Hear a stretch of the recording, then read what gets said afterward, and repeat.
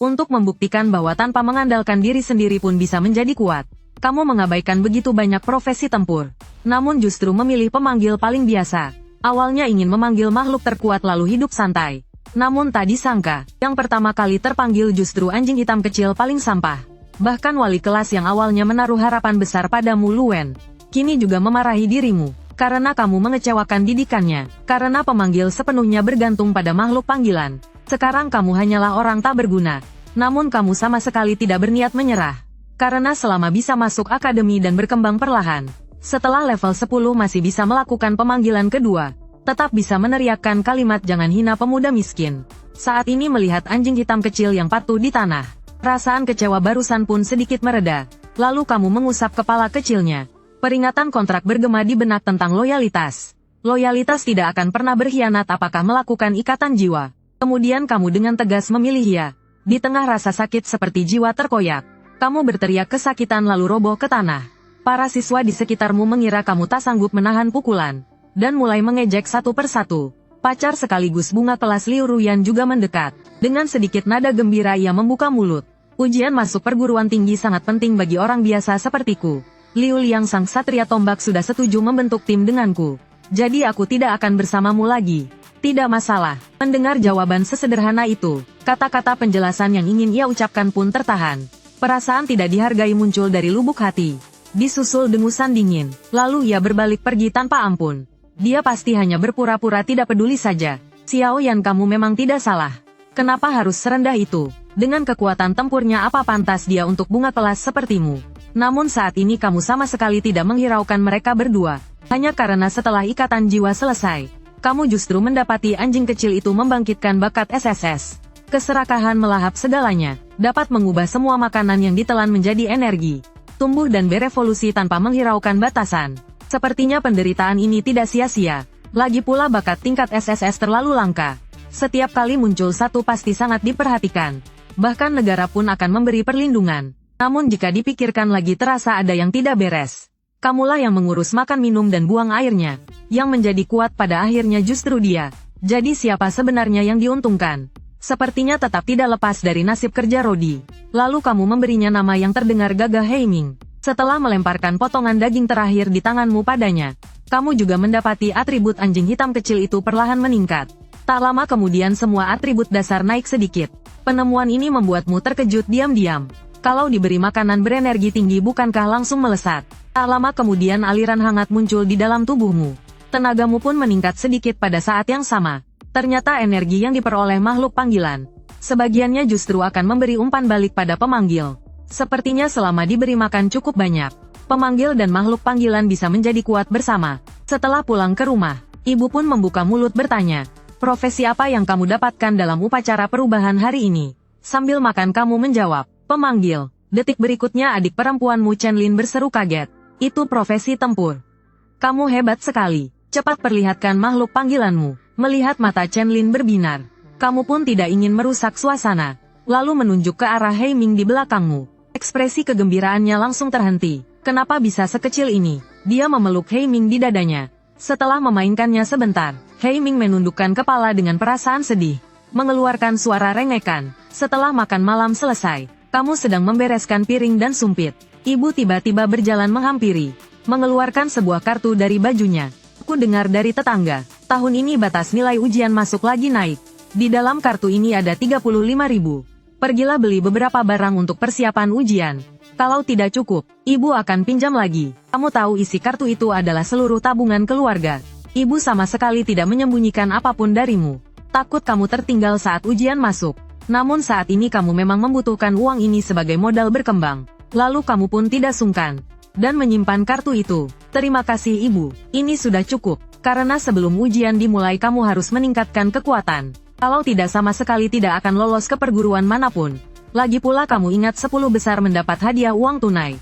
Jika berhasil mendapatkannya, ibu tidak perlu bekerja sekeras ini lagi. Kemudian kamu membawa kartu itu ke sebuah rumah makan milik profesi kehidupan. Dari sana kamu membeli lebih dari 100 jin daging binatang mutan. Semuanya kamu berikan pada Heiming. Dia seolah sama sekali tidak pernah kenyang, mengoyak dan melahapnya dengan ganas. Pada saat yang sama atributnya juga perlahan meningkat. Setelah umpan balik kekuatanmu pun ikut bertambah. Tak lama kemudian tingkat evolusi Heiming tiba-tiba penuh. Kamu langsung memilih evolusi. Setelah berevolusi atributnya muncul di depan mata. Bukan hanya membangkitkan 2 skill, namun juga atribut 4 dimensi mencapai lebih dari 50. Penampilannya pun mengalami sedikit perubahan. Sepertinya daging binatang khusus memang sangat efektif. Dan keempat atribut utamamu juga semuanya meningkat 10 poin. Sekarang kombinasi kalian berdua sudah sepenuhnya memiliki kekuatan tingkat puncak. Setelah beristirahat semalam, pagi hari berikutnya kamu berangkat ke lokasi ujian. Setelah memeriksa informasi, kamu tiba di lokasi sekolah menengah nomor 2. Ujian kali ini mengumpulkan siswa dari beberapa SMA unggulan. Tingkat persaingannya hampir maksimal. Liu Liang yang kemarin sangat sombong, masih mengatakan ingin membawa Liu Ruyan menembus 100 besar. Kini justru sudah berkeringat deras. Karena kemarin ayahnya mencari koneksi untuk bertanya baru tahu. Kualitas siswa kelas 3 tahun ini sedikit sangat tinggi. Memangnya kamu masih mau ikut? Lebih baik menyerah saja seperti siswa profesi kehidupan lain. Supaya tidak kehilangan muka di depan teman lama. Bagaimanapun kalau tidak bertanding kamu bisa menipu diri sendiri belum pernah kalah. Mendengar kata-kata itu, cukup banyak siswa di sekitar tertawa. Kamu menoleh dan meliriknya sekilas. Namun sama sekali tidak menggubris. Seiring bunyi lonceng bergema, 4 gerbang perunggu terbuka bersamaan. Dari celah gerbang langsung menyembur hawa dingin yang suram. Semua siswa tidak ragu, segera memeriksa dengan saksama informasi dungeon masing-masing. Kenapa sekolah menengah 2 mendapat hutan pemakaman yang paling sulit? Itu salah satu dungeon dengan tingkat kegagalan tertinggi. Abis sudah, semua dungeon tingkat kesulitannya hampir sama.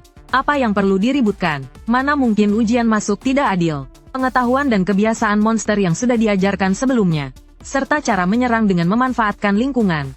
Kalian cepat-cepat ingat kembali. Setelah itu alat pencatat nilai ujian dibagikan.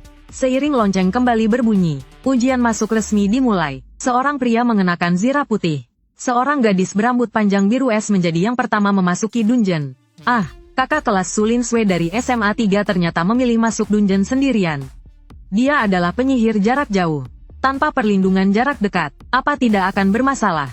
Dia punya 5 skill awal. Masih perlu kamu khawatirkan. Seiring siswa unggulan yang solo masuk dungeon, pikiranmu sedikit bergerak. Kamu pun langsung masuk dungeon seorang diri. Setelah semua siswa masuk dungeon, seorang guru mengayunkan tangan lalu muncul 4 tirai air. Mulai menayangkan gambar kondisi dungeon secara langsung. Tiba-tiba kilatan cahaya putih muncul di luar dungeon. Seorang siswa memilih keluar dari dungeon secara sukarela. Ternyata itu peserta dari SMA 2. Semua guru SMA 2 saling berpandangan. Lalu serempak menundukkan kepala tanpa berkata apa-apa. Hutan pemakaman. Perbedaannya dengan dungeon lain terletak pada keharusan lebih berhati-hati. Siswa dengan mental lemah sama sekali tidak akan sanggup bertahan. Para wali kelas masing-masing sedang mencari siswa mereka. Namun ketika kepala sekolah melihat seorang pemuda yang sendirian, wajahnya langsung dipenuhi tanda tanya. Apakah SMA 2 memiliki siswa sekuat itu? Tunggu, ini sepertinya muridmu Laolu. Luwen saat ini juga tidak tahu harus berkata apa. Bakat Tian Seng jelas awalnya sudah sangat buruk. Kenapa tidak membentuk tim saja untuk mencapai batas nilai? Luwen tiba-tiba merasa kepalanya sangat sakit. Laolu, bagaimana caramu mengajar? Siswa dengan kekuatan seperti ini malah solo masuk dungeon. Kalau terjadi apa-apa aku akan menuntut pertanggungjawabanmu. Soal ini memang Laolu yang kurang baik menanganinya. Sekarang hanya bisa berharap Tian Seng tidak mengalami bahaya. Namun apa yang ditakuti justru datang. Melalui layar tirai air terlihat dengan sangat jelas. Seekor cacing panjang hijau tua sedang merayap tepat di atasmu. Bersiap melancarkan serangan. Baru saja memasuki dungeon, kamu sudah melihat mayat berserakan di mana-mana. Dan cahaya di dalam hutan juga sangat buruk. Tiba-tiba terdengar suara benda jatuh. Kamu tidak ragu sedikit pun. Langsung mengepal tangan kiri secara samar. Sekejap tongkat sihir sepanjang lebih dari 1 meter muncul. Lalu langsung berubah menjadi pedang panjang. Kemudian dengan cepat berputar ke belakang. Terlihat kilatan cahaya putih menembus tubuh cacing hijau tua. Gerakannya sangat cepat dan amat terlatih. Berhasil membunuh cacing bergigi racun. Mendapatkan 5 poin pengalaman. Tak lama kemudian penghitung waktu juga menampilkan skor bertambah 15. Kamu ternyata masih belum melupakan sensasi menggenggam pedang. Di kehidupan sebelumnya kamu hidup bersama pedang. Menghunus pedang jutaan kali. Meski sangat monoton, namun banyak teknik pengerahan tenaga tetap dikuasai dengan matang. Bukankah ini seorang pemanggil? Kecepatan reaksi saraf seperti ini hanya bisa dicapai dengan kelincahan tinggi. Namun mengandalkan kelincahan tinggi untuk mencapai batas 500 poin. Tetap tidak realistis. Luwen juga tidak dapat memahaminya. Hanya dalam 1 hari, mengapa perubahan Tian Seng bisa sebesar ini? Setelah membunuh cacing hijau itu, kamu bergerak menuju bagian terdalam hutan. Tiba-tiba terdengar keributan besar di depan. Seolah ada tak terhitung sesuatu yang berlari ke arah sini. Tak lama kemudian muncul satu demi satu sosok bertubuh pendek. Makhluk berwajah buruk dengan tubuh hijau mengilap memasuki pandangan. Goblin kamu langsung mengenalinya. Makhluk yang pernah muncul di buku pelajaran. Bersifat ganas dan gemar berkembang biak. Tanpa makanan mereka akan saling membunuh sesama jenis. Dan jumlahnya mencapai 50 hingga 60 ekor. Jika mereka menyerbu bersama-sama, kamu pasti mati tanpa keraguan. Kamu segera memanggil Heiming. Diiringi lolongan serigala panjang yang nyaring. Pupil vertikal dingin Heiming menatap kawanan goblin yang menyerbu. Ia merasakan niat jahat dari pihak lawan. Dia langsung melesat maju seperti pedang tajam. Barisan depan goblin seketika dihantam hingga tengkoraknya hancur. Barisan kedua goblin pun terpukul hingga porak-poranda. Goblin-goblin segera mengangkat senjata untuk melawan. Namun tak disangka senjata yang biasanya ampuh, kini justru kehilangan fungsinya. Karena begitu menghantam punggung Heiming, senjata itu langsung retak dengan suara keras. Cakar Heiming pun dengan cepat menghantam kepala mereka. Sementara kamu menunggu kesempatan untuk menebas. Seiring goblin-goblin satu persatu tumbang, bahkan monster berotak rendah sekalipun, mulai merasakan ketakutan naluriah, dan berhamburan melarikan diri tanpa arah. Kamu memerintahkan Heiming terus mengejar dan membunuh. Sementara kamu sendiri menyerang goblin terdekat. Mereka ditakdirkan hanya menjadi nutrisi Heiming. Di tribun penonton luar arena, saat seseorang melihatmu dikepung goblin, perhatian banyak orang langsung tertuju ke sana. Hampir semua mengira siswa ini akan tersingkir. Namun tak disangka satu manusia satu hewan justru membuat goblin kabur tercerai-berai. Kepala sekolah pun langsung naik darah. Bagaimana kalian menilai kekuatan siswa? Makhluk panggilan seperti ini kalian nilai sebagai lemah. Coba jelaskan padaku apa itu yang disebut kuat. Luwen saat ini kepalanya berdengung. Ini sama sekali berbeda dari anak anjing kecil kemarin. Jika melihat situasi seperti ini hanya ada satu kemungkinan, yaitu bakat pertumbuhan makhluk panggilan itu sangat kuat. Kepala sekolah pun langsung bersemangat. Apakah SMA kedua akhirnya akan memiliki jenius sejati? Cek berapa poinnya sekarang. Guru perempuan di samping melirik alat penghitung poin. Sekarang skornya adalah 560 poin. Sudah menempati peringkat pertama di SMA kedua kami. Luwen juga merasakan sensasi pusing yang tidak nyata. Siswanya baru masuk kurang dari setengah jam. Sudah menjadi peringkat satu sesekolah. Saat ini kamu mengusap noda darah di bilah pedang. Beberapa bola cahaya terbang dari mayat goblin dan menyatu ke dalam tubuhmu. Levelmu langsung naik ke level 2. Namun mental hanya meningkat 5 poin. Inilah kelemahan profesi biasa. Jika profesi legendaris langka mungkin bisa naik 10 poin atau lebih. Kesenjangan hanya akan semakin besar. Namun teringat bisa memperkuat diri lewat umpan balik Heiming. Perasaan itu langsung tidak terlalu berat. Setelah Heiming memakan abis mayat goblin yang berserakan di tanah, kamu pun segera memanggilnya. Ada urusan besar. Ayo pergi. Perburuan sekarang baru benar-benar dimulai. Karena goblin adalah spesies yang hidup berkelompok. Karena di sini ada pasukan mereka, maka sarang utama pasti ada di dekat sini. Tak disangka kalian berdua maju sekitar 10 menit, namun tidak menemukan satupun monster. Tiba-tiba beberapa tombak tulang melesat dari kejauhan. Hutan yang semula sunyi mendadak bergetar. Satu persatu goblin bermunculan dari segala arah sambil berteriak, sambil mengayunkan senjata dan menyerbu. Pedang panjang langsung muncul. Setelah menepis tombak tulang, kamu memutar tubuh dan seketika menebas kepala seekor goblin. Sekaligus menendang yang di samping hingga terpental, menyebabkan beberapa goblin ikut tumbang. Heiming juga menerjang pasukan goblin dan mulai mencabik. Seiring semakin banyak mayat goblin, di barisan belakang muncul belasan goblin dengan warna berbeda. Di tribun penonton luar arena, sekelompok guru yang menatap tirai air ikut menahan napas. Tak disangka muncul goblin api dan goblin es. Dia tidak akan tumbang di sini kan? Namun selanjutnya mereka justru menyadari bahwa rasa tegang itu sepenuhnya tidak perlu. Saat kamu menyadari warna kulit mereka berbeda, alarm bahaya langsung meraung di hatimu. Saat ini semua goblin seakan menemukan pemimpin. Tidak lagi menyerang tanpa aturan. Seiring goblin api mulai melantunkan mantra, bola-bola api seukuran kepalan tangan melesat ke arahmu. Namun semuanya berhasil kamu hindari dengan beberapa gerakan kilat. Bersamaan itu kamu mengulurkan tangan dan mencekik leher goblin. Di bawah tatapan matanya yang penuh ketakutan, kamu melemparkannya ke udara, ke arah bola api yang melesat. Aku langsung berubah menjadi pelempar goblin. Melempar goblin satu persatu seperti peluru meriam, menghantam goblin api. Semua siswa yang menyaksikan adegan ini dari luar terperangah. Ternyata bisa dimainkan seperti ini. Wali kelas Luwen juga tertegun. Metode serangan seperti ini sepertinya belum pernah diajarkan. Saat ini kamu membuat goblin api kalang kabut. Begitu mereka merapal mantra serangan justru mengenai sesama. Namun jika tidak merapal mantra mereka akan dibunuh. Dalam tarik ulur kekacauan itu, Hei Ming sudah memutar ke belakang dan menghancurkan mereka satu persatu. Lebih dari 100 goblin, kini hanya tersisa beberapa yang sendirian. Mereka hanya bisa memilih untuk melarikan diri. Namun kali ini kamu tidak membasmi hingga tuntas. Kamu hanya mengikuti mereka dari kejauhan, bersiap menghancurkan sarang utama mereka secara langsung. Saat para goblin masuk ke sebuah gua, setelah berpikir sejenak kamu pun mengikutinya masuk. Di dalamnya gelap gulita, hampir tidak bisa melihat apapun. Sesekali kakimu menginjak sisa tulang belulang yang telah dimakan. Tiba-tiba beberapa sosok kecil kurus menerjang ke arahmu. Kamu refleks mencabut pedang dan menebas ke depan. Goblin itu terbelah dua begitu menyentuh tanah. Hei Ming juga menelan dua ekor di samping. Tiba-tiba di tikungan lorong muncul banyak cahaya api. Pandangan pun menjadi semakin terang. Setelah melihat jelas raut wajahmu berubah drastis, kamu langsung mundur. Terlihat banyak sosok buruk rupa merayap memenuhi dinding batu di atas. Menyeringai memperlihatkan taring sambil menatap ke depan. Detik berikutnya, mereka menerjang turun seperti hujan bunga pir. Kamu segera menggunakan skill pembesaran hewan panggilan. Tubuh Hei Ming langsung membesar hingga lebih dari 4 meter. Ia menerjang ke depan sambil menghantam goblin. Sekelilingnya langsung turun hujan goblin. Hei Ming memanfaatkan celah saat mereka pingsan setelah jatuh.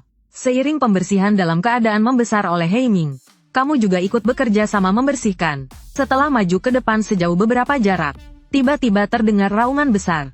Seekor monster raksasa seukuran bangunan kecil perlahan mengeluarkan kepalanya. Melihat para goblin pencari makanannya hampir musnah, matanya seketika memerah dan menatap tajam ke arahmu. Kamu hanya merasakan hembusan angin amis menerpa. Dengan panik kamu memeriksa atribut lawan.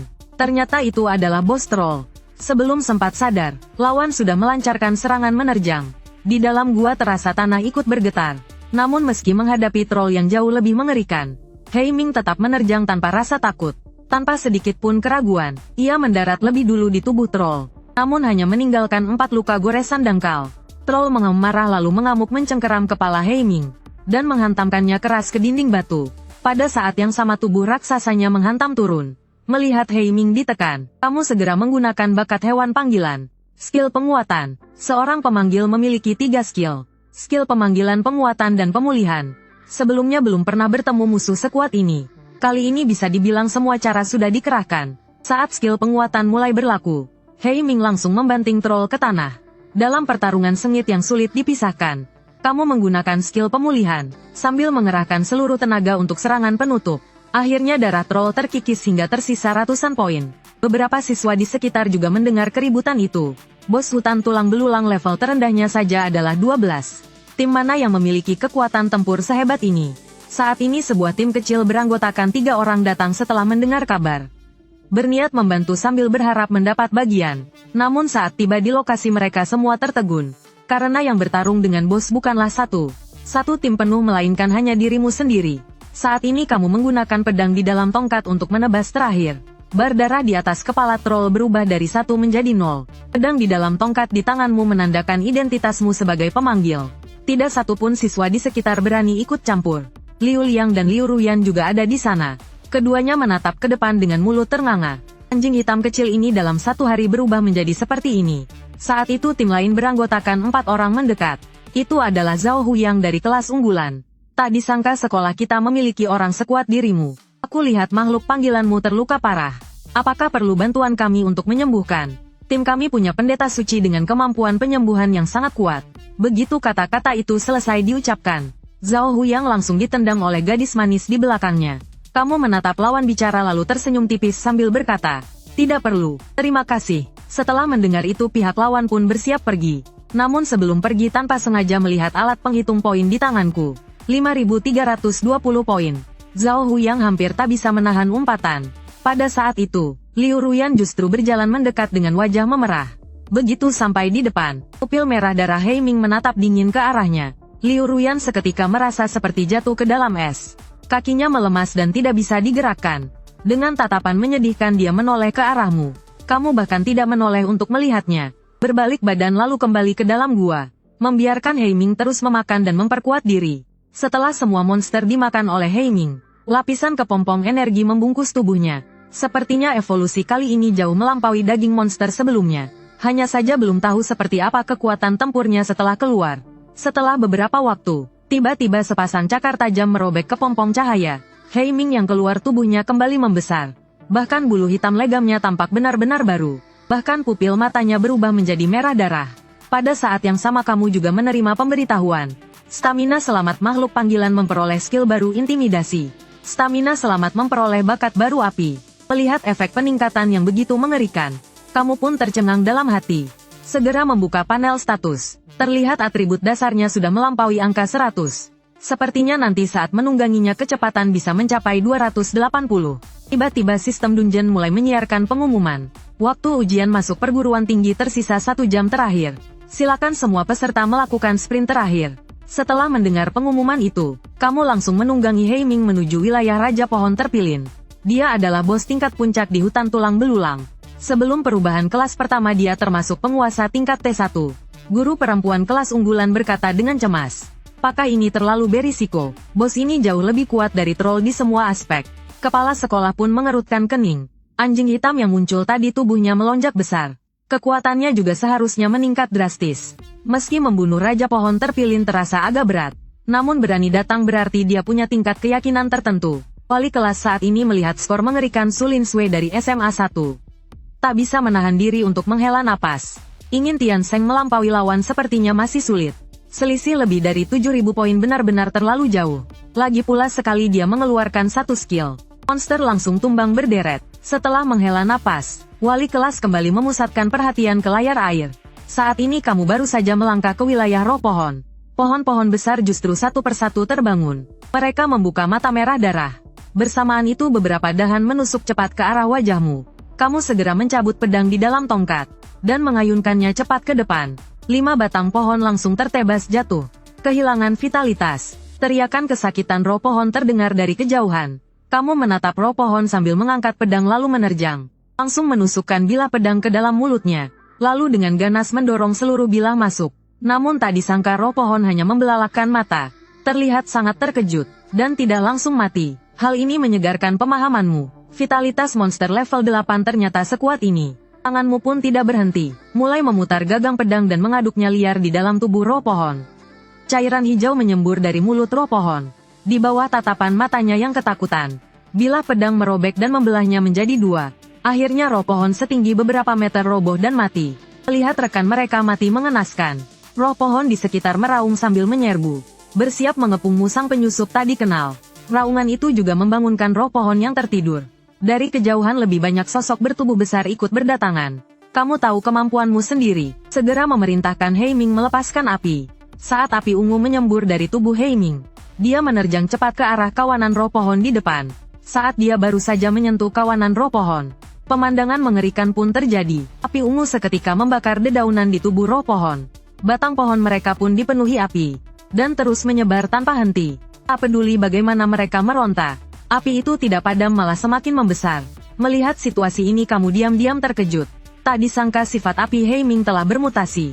Benar-benar menjadi musuh alami roh pohon. Dan dia sendiri masih terus mencabik roh pohon dengan ganas. Sementara lawan hanya sibuk dengan api di tubuh mereka dan tak bisa melawan. Tak lama kemudian, roh pohon dalam radius 100 meter semuanya terbakar. Langsung berubah menjadi pengalaman yang menyatu ke dalam tubuhmu. Kamu bahkan naik 1 level di tempat. Atribut Hei Ming juga meningkat karena levelmu naik lagi. Dan setelah api ungu selesai membakar, roh pohon berubah menjadi aliran energi seperti ular kecil. Dan kembali masuk ke dalam tubuh Hei Ming. Ternyata selama proses pembakaran api, target akan terus dimurnikan menjadi energi untuk memperkuat diri. Sepertinya ke depan Hei Ming sama sekali tak perlu memakan mayat monster. Langkah merepotkan itu bisa ditinggalkan. Setelah roh pohon di sekitar musnah total, kamu melirik jumlah poinmu, 7.120 poin. Masih ada jarak untuk meraih beasiswa.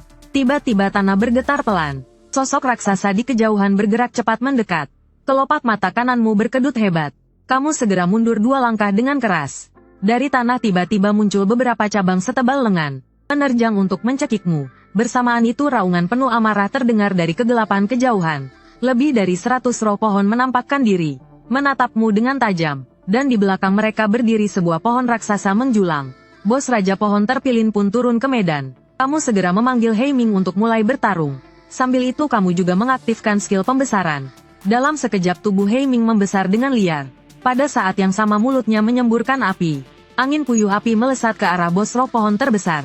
Kemanapun angin puyuh itu lewat, teriakan kesakitan roh pohon terus terdengar. Kamu melihat waktu yang tepat untuk masuk dan memanen. Raja pohon terpilin secara naluriah menyadari betapa berbahayanya Heiming. Tak terhitung cabang mencuat dari tanah, dan langsung mengikat Heiming. Namun hanya dalam beberapa detik dia berhasil melepaskan diri. Lagi pula setelah membesar seluruh atributnya meningkat. Saat lepas dia langsung menerjang ke arah bos roh pohon. Pada saat yang sama skill intimidasi diaktifkan. Wajah Raja Pohon Terpilin menunjukkan keterkejutan yang sangat manusiawi. Dia tak menyangka makhluk panggilan memiliki kekuatan sebesar ini. Belum sempat dia memahaminya, Heiming sudah menerjang tepat ke depan bos roh pohon. Cabang emasnya pun seketika terbakar api ungu. Dia buru-buru menarik kembali cabang dan mencoba memadamkan api. Memanfaatkan momen itu, Heiming mengayunkan cakar tajamnya ke arah roh pohon. Sambil sama sekali mengabaikan serangan roh pohon biasa, dia mulai menggunakan gaya bertarung tukar luka. Saat ini mata Raja Pohon Terpilin dipenuhi ketakutan. Dia merasakan hidupnya sedang perlahan tergerogoti. Dia segera mengaktifkan skill, membuat cabang dan batangnya dipenuhi pola emas pucat.